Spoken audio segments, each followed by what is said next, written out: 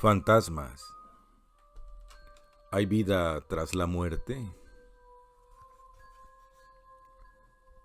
El espiritismo.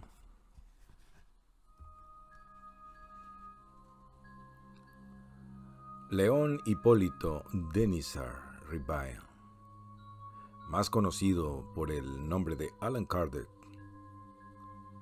porque según él tuvo una anterior reencarnación en un bardo celta. Fue el creador del movimiento espiritista moderno. La doctrina espiritista es un intento de unificar las doctrinas reencarnacionistas preexistentes con fenómenos paranormales, lo cual originó una gran aceptación entre las personas de Occidente, sobre todo a mediados del siglo XIX. Así pues, vemos de una forma resumida que el espiritismo se basa en que la historia natural del ser viviente se puede dividir en dos procesos puntuales.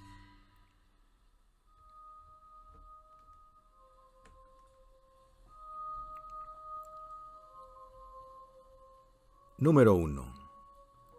Evolución en el sentido orgánico y psíquico. Esto se ve reflejado en el hombre a través del esfuerzo humano por mejorar en el nivel físico, la mejora de la raza, que es algo presente en toda forma de vida, y psíquico, la mejora o purificación del espíritu o alma, que es algo presente en toda creencia o religión.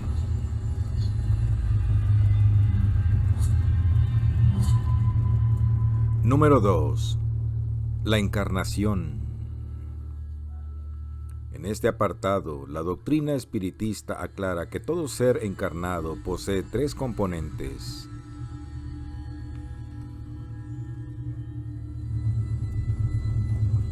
1. Cuerpo, el cual es el objeto material o ser elemental que está compuesto por un grupo de células y cuya duración es limitada. 2. Proespíritu. Es como una conciencia etérea que se encarga de organizar y controlar las funciones vitales del cuerpo, o lo que es lo mismo, impide que la anarquía se apodere del cuerpo, y por tanto, hace que cada célula cumpla así su misión y se mantenga integrada en la estructura del cuerpo. La omisión de este proespíritu es lo que ocasiona la descomposición del cuerpo. Por consiguiente, es la cesación del trabajo que este proespíritu realiza, lo que supone la muerte terrenal de la persona. 3. Alma. Esta es como una especie de pasaporte o expediente en la que quedan grabados o registrados los conocimientos y experiencias adquiridas. Estos conocimientos adquiridos por el alma son diferenciados por la doctrina espiritista en dos grupos. Grupo 1. Los conocimientos adquiridos en vidas pasadas, de entre los que esta doctrina reconoce los conocimientos de todos los hechos importantes de las existencias sucesivas, recuerdo de personalidades pasadas, y lo que denominan el conocimiento total, que no es más que el producto de los progresos realizados desde el comienzo de la evolución. Grupo 2. Los conocimientos adquiridos en la vida actual, los cuales pueden ser adquiridos por herencia, aunque estos apenas influyen en el aprendizaje del alma, o por experiencia propia. Los adquiridos por experiencia propia están influidos por dos tipos de condiciones. Unas condiciones de tipo material, en las que se incluyen aspectos como la riqueza, la miseria, la educación, etc. y otras condiciones de tipo sentimental, como pueden ser el amor, el odio, la envidia, la venganza, etc.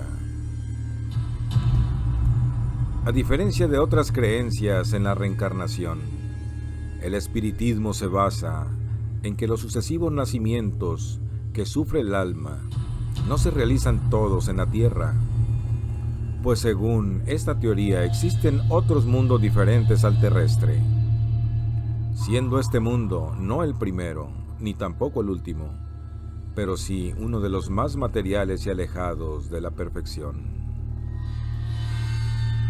Esta teoría defiende que cada mundo es como un escalón que hay que superar para poder alcanzar la perfección, y hay que obtener un nivel predeterminado para acceder a otro mundo superior. A diferencia de estas creencias, en el espiritismo, las almas no pueden empeorar y por consiguiente no pueden volver a descender a un mundo inferior al que están. Al pasar de un mundo a otro, el espíritu conserva la inteligencia y los conocimientos adquiridos. Pero, como bien indica esta doctrina, puede no contar con los mismos medios de manifestarla, dependiendo esto de su actual nivel en el estado evolutivo y del estado del cuerpo que adquiera. Así pues, vemos una vez más la defensa que esta teoría hace de que los conocimientos adquiridos en cada existencia no se pierden. El espíritu, desprendido de la materia, los recuerda siempre, pero durante la reencarnación puede llegar a olvidarlos parcial y temporalmente. Eso sí, la intuición que de ellos conserva le ayuda en su progreso, sin lo cual tendría que volver a empezar siempre. Por tanto, en cada nueva vida, el espíritu toma como punto de partida aquel al que había llegado en su existencia anterior.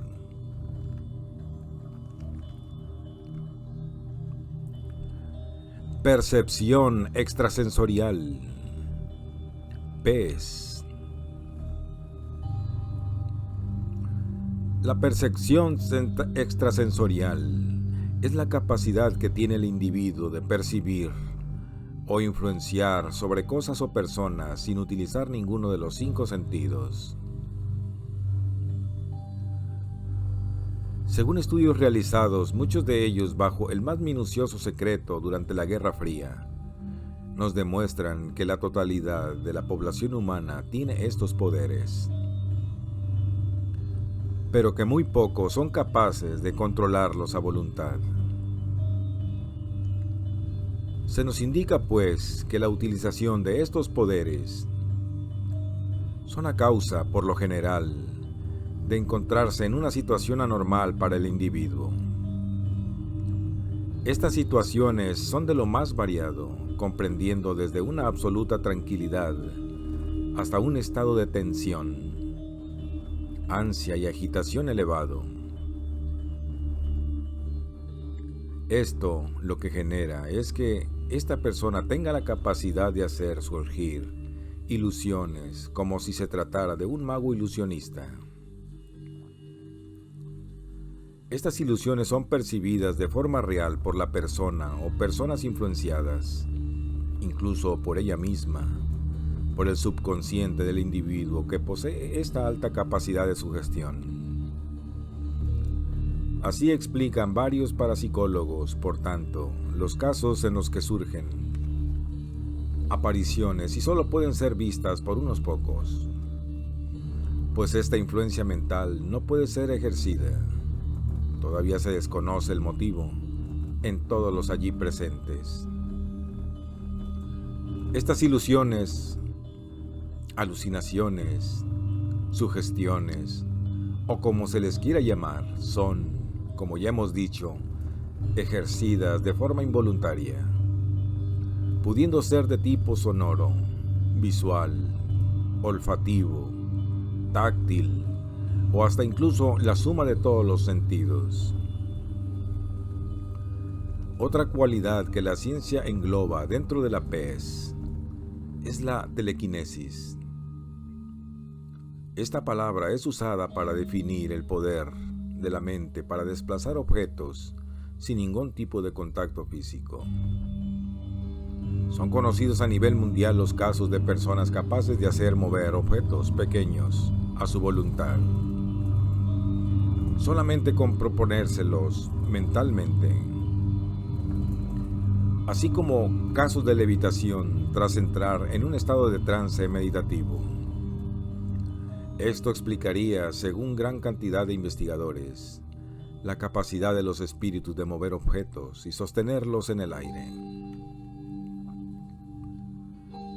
Otra capacidad engloba en la pez es la capacidad de telepatía o de lectura de la mente, lo cual explicaría, según varios expertos en el tema del espiritismo y la reencarnación, la capacidad de que una persona adivine cosas de una vida pasada que solamente los testigos presentes conocen, así como datos relevantes de la vida de una persona difunta con quien se le supone en contacto a este medium con dicho poder. Desde hace varias décadas, la ciencia, preocupada en parte por la gran cantidad de estas apariciones surgidas, se ha puesto a investigar la posible naturaleza de las ondas, energía o fluidos que supuestamente son transmitidas por los sujetos para la creación posible de estos casos de manifestaciones paranormales. Fue el científico ruso L.L. Vasiliev quien trató de demostrar si estas emisiones eran como las de las ondas de la radio, haciendo, por tanto, un experimento con dos personas que poseían cualidades telepáticas, encerrándolas por separado en cabinas aislantes de ondas electromagnéticas. Su resultado fue que para nada influía ese aislamiento en la comunicación mental de los dos experimentados. Aristide Esser demostró en su experimento con dos perras boxer, madre e hija, que estando apartadas, cuando a la madre se le infligía un dolor físico, la cría reaccionaba también a ese dolor sufrido por la madre, a pesar de no poder ver ni oír nada. Ya en aquel entonces, el premio Nobel, Sir John Eccles, tras su estudio de la mente humana, hizo la premonición de que debía de existir una fuerza psicocinética que era la causante de cualidades tales como la intuición y la inspiración de las personas. A pesar de la reticencia de algunos científicos al negarse a aceptar estas teorías, no les queda más remedio que aceptar que el cerebro humano, en realidad, no es una simple unión de un enorme número de neuronas, sino que se trata de la unión de dos hemisferios cerebrales completamente isométricos y con funciones totalmente distintas.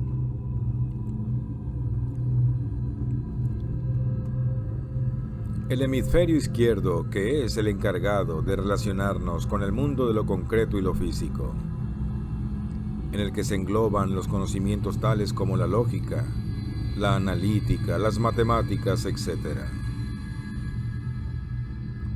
El hemisferio derecho, que es la parte del cerebro encargada de mantener viva con nosotros la idea de lo abstracto, lo imaginario, en definitiva, de lo que no es real ni se puede medir, como es el caso de la creación, la invención, el arte, la inspiración y todos los sentimientos. Por tanto, tal y como defienden muchos filósofos, en el ser humano el hemisferio izquierdo domina sobre el derecho.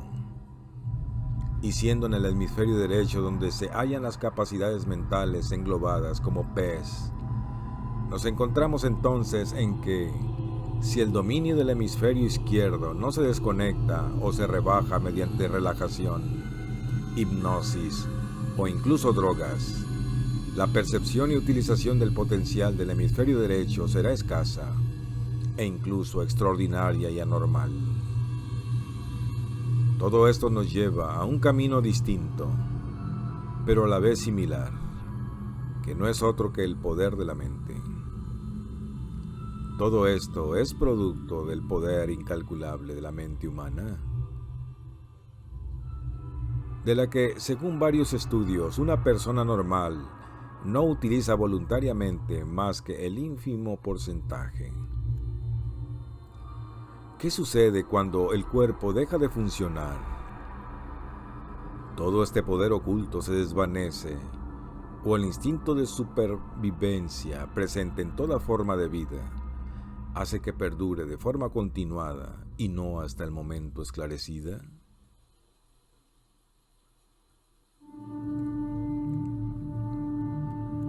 Criogenizados. La totalidad de las creencias religioso-espirituales datan como mínimo del siglo pasado, y son muchas las que, a pesar de tener una fecha de fundación relativamente reciente, se basan en pensamientos filosóficos de varios siglos atrás. Es por tanto normal que ninguna de estas creencias pueda dar respuesta a temas tan complejos como el paradero del espíritu de una persona criogenizada. Pues en aquellas épocas la medicina y la ciencia biológica o no existía, o bien no estaba desarrollada. Es obviamente imposible que las bases de doctrinas que datan de la época de Jesucristo o anteriores puedan responder a preguntas de esta índole. Para intentar dar un mínimo de luz a este problemático enigma, hemos de intentar explicar primero en qué consiste la criogenización. A mediados del siglo XX, el proceso de criogenización era el siguiente.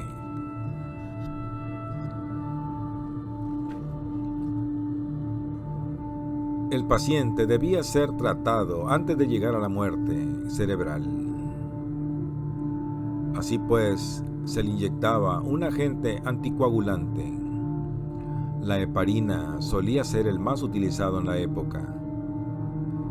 A continuación, se le abría el tórax y se le practicaba un masaje cardíaco para que el cerebro siguiera recibiendo sangre. Tras esto, el paciente era asistido por una máquina pulmón-corazón, donde se le bajaba la temperatura corporal a 8 grados Celsius, para lo cual se le envolvía en hielo. Una vez llegados a este punto, se le sustraía la mayor parte del fluido sanguíneo, sustituyéndolo por una solución salina más un disolvente. En aquella época se utilizaba el disolvente DMSO. Después, la temperatura corporal se le volvía a descender hasta los menos 79 Celsius. Y era trasladado hasta los depósitos de la compañía criogenizadora, donde era introducido en recipientes herméticos llenos de hidrógeno líquido a menos 190 Celsius. Evidentemente, tras más de medio siglo del continuo avance científico y médicos, las mejoras en el proceso son sustanciales, pero aún así la base sigue siendo la misma. Permaneciendo en este lugar y en este estado hasta que la ciencia descubra, primero, cómo volverlo a la vida y después, cómo tratar la enfermedad que lo había llevado a esa situación para así curarlo. Es aquí donde surge el dilema. Primero habría que esclarecer si esta persona criogenizada está totalmente congelada o, por el contrario, está realmente muerta. Si nos atenemos a los datos médicos, veremos que en una operación quirúrgica cuando la temperatura corporal del paciente está por debajo de los 9 Celsius, la vida de éste cesa.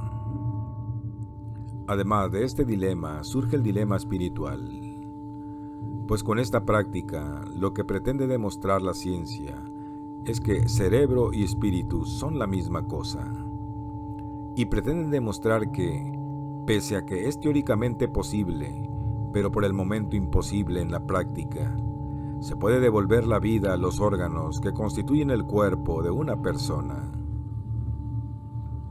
Esto se contradice con los pensamientos filosóficos reencarnacionistas, pues estos opinan que si el espíritu ha abandonado el cuerpo, es imposible devolver la vida a un cuerpo físico abandonado por él mismo, ya que la vida no pertenece al mundo de la materia, puesto que ésta, sin el espíritu, no posee vida. Y la más contundente prueba que los creyentes de una existencia espiritual aportan es la de que nadie, nunca, ha podido jamás generar artificialmente vida partiendo de materia inerte, aun cuando las hayan juntado imitando a la naturaleza. Pero, ¿acaso esta técnica de criogenización no nos recuerda en cierta medida a los procesos de embalsamiento que ya practicaban los antiguos egipcios en el 4000 a.C.?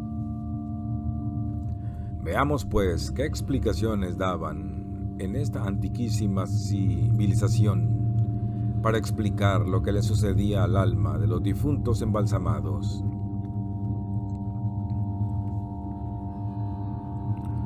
La vida tras la muerte en el antiguo Egipto. Los egipcios creían en otra vida, más exacto, en una prolongación de la vida. La convicción de que la muerte no es más que un acto transitorio hacia otra vida, que será eterna, es una de las creencias más asombrosas de la civilización egipcia. Ellos pensaban que el espíritu vital, Ka, podía volver a ocupar su cuerpo a condición de que éste no desapareciera. Si por cualquier motivo esto no sucedía así, el espíritu del difunto vagaría errante y solitario por la tierra, sin llegar a entrar nunca en el reino eterno de los dioses. Para evitar que las personas queridas sufrieran este funesto destino, todos los que tenían medios económicos para ello, hacían embalsamar y alojar a sus parientes en ricas tumbas, seguras e inolvidables. Con ese fin se construyeron las pirámides. Depositaban en sus sepulturas todo aquello que le hiciera el difunto llevar una vida más cómoda. Así pues, era normal encontrar en las tumbas egipcias diversos objetos de vida cotidiana como alimentos, bebidas, muebles,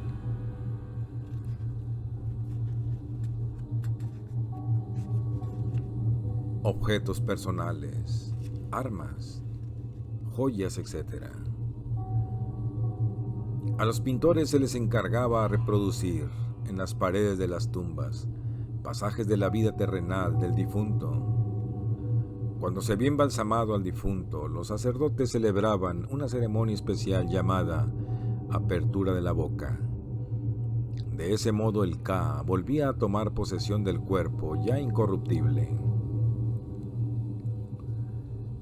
Todo esto se llevaba a cabo para el reposo y goce del Ka, equivalente al alma cristiana. Este Ka es uno de los conceptos más difíciles de definir, ante todo porque tampoco los egipcios tenían de él una noción clara. Es, sin la menor duda, el principio fundamental de la vida. Así pues, cuando una mujer egipcia que fuera a dar a luz pedía a Mechernet que le diera su Ka, la acompañaría en la vida y le sobreviviría a su muerte. Por consiguiente, todos los hombres necesitaban su Ka, incluso los dioses. En general, el antiguo egipcio no tenía la noción de inmortalidad espiritual comparable a la idea que de ella tiene, por ejemplo, un cristiano. Para ellos la vida de ultratumba no era más que la continuación de una buena vida terrenal, con sus variaciones sociales, políticas e históricas. Así pues, a medida que cambiaban las circunstancias históricas en Egipto, así cambiaban sus creencias sobre la vida de ultratumba. Respuestas comunes a tales sucesos.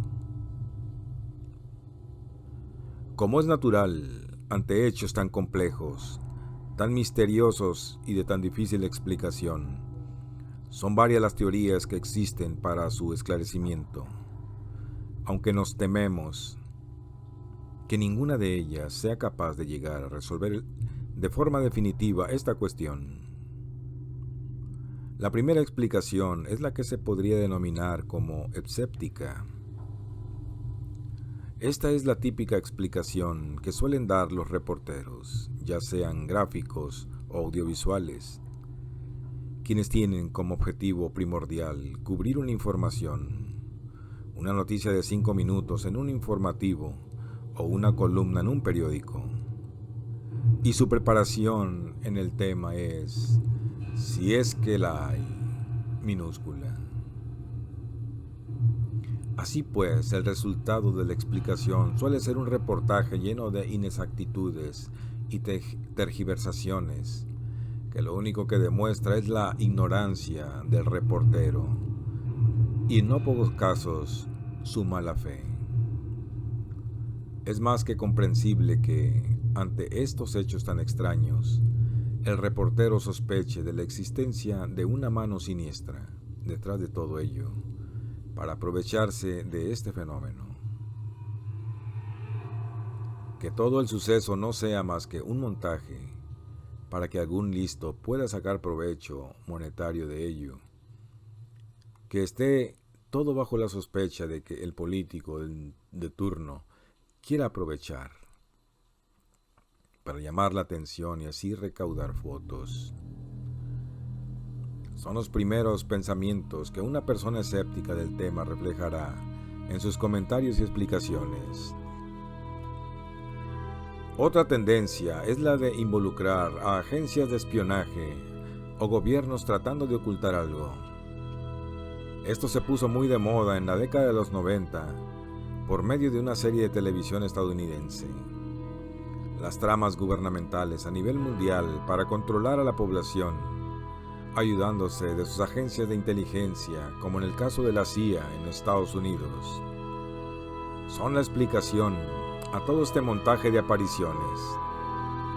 Uno de los mayores inconvenientes que tiene esta tendencia es cómo poder explicar los sucesos ocurridos antes de finales del siglo XIX. ¿Qué fue cuando esta agencia comenzó a funcionar?